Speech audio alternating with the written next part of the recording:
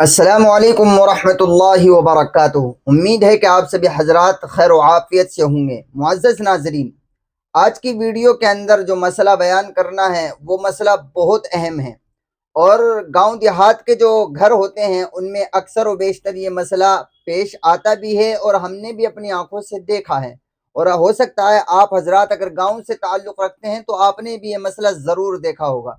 मसला क्या है? आप पहले ये समझिए कि आपने गांव देहात के जो घर होते हैं उसमें देखा होगा कि किसान लोग अक्सर होते हैं और वो जानवर पालते हैं, जैसे भैंस, गाय जी और बहुत सारी चीज़ें वो पालते हैं।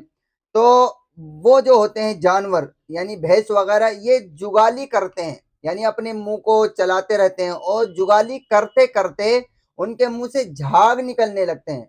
आपने देखा होगा। तो अब सवाल ये है कि जो जानवर जुगाली करते हैं तो जुगाली करते करते उनके मुंह से झाग निकलने लगते हैं। आपने भी देखा होगा।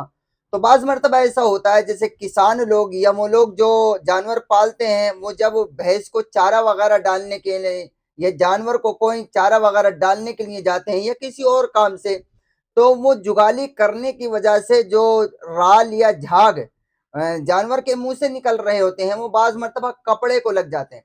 तो अब सवाल ये है कि क्या उन जुगाली करने की वजह से जो जानवर के मुंह से झाग निकलते हैं वो अगर कपड़े को लग जाए तो कपड़ा नापाक हो जाएगा या पाक रहेगा, या पानी में गिर जाए तो पानी का क्या हुक्म होगा? तो जवाबन अर्ज ये है कि देखिए सही बात यही है, राजिह कौल यही है, दुरुस्त ज्यादा दुरुस्त बात यही है कि वो झाग जो जुगाली करने की वजह से जानवर के मुंह से निकल रहे हैं वो अगर कपड़े को लग जाए तो कपड़ा नापाक हो जाएगा, उसको धोना पड़ेगा वहां से।